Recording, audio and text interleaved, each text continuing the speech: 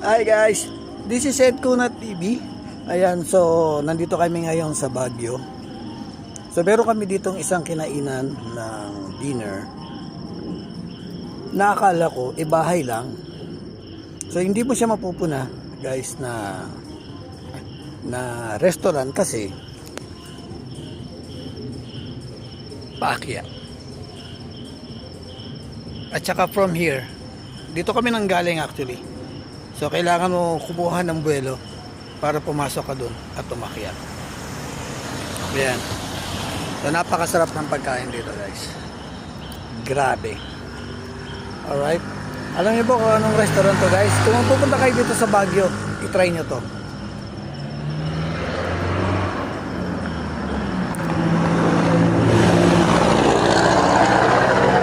Kita nyo ba guys? Yan.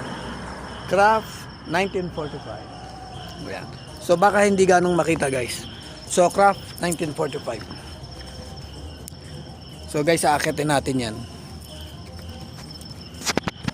Tara guys, samahan nyo ko. Papakita ko sa inyo kung ano yung itsura sa loob. Yan. So guys, aakitin natin to. So yung mga mahina sa akyatan, kaya naman siguro. Kasi paakyat tong pinaka driveway nila. Ayan, papasok siya dito guys.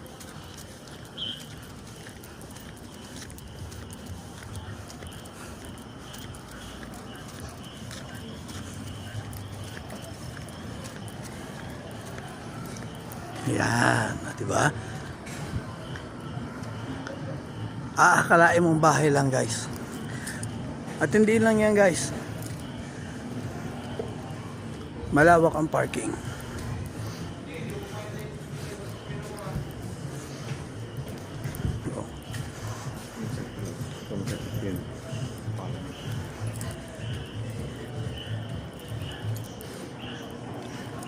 Ayan. Ito yung kanyang parking. So medyo malawak. Ayan. Craft 1945.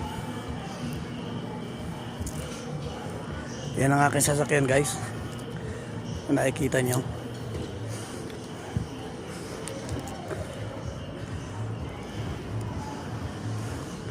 So tara guys, pasukin natin. Pakita ko sa inyo sa loob.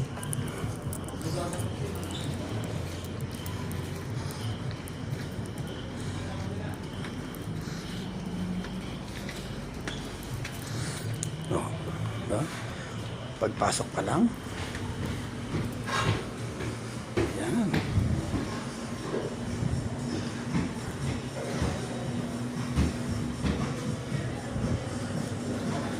So dito meron mga pang-apat o yan, yung mga kaunting grupo yan, pwede dito guys. Pagpasok mo lang ng pinto, yan, dito na siya.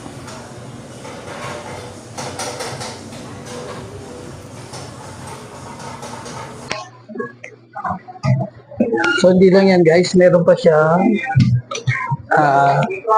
second floor.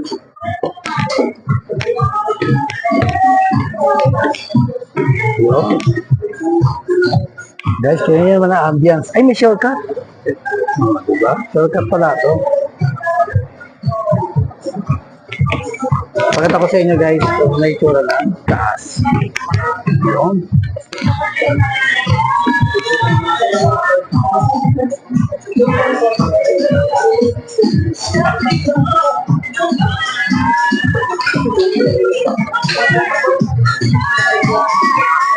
Yun o. Craft 1945. So, huwag kayong maiwas. Diba? Ganda.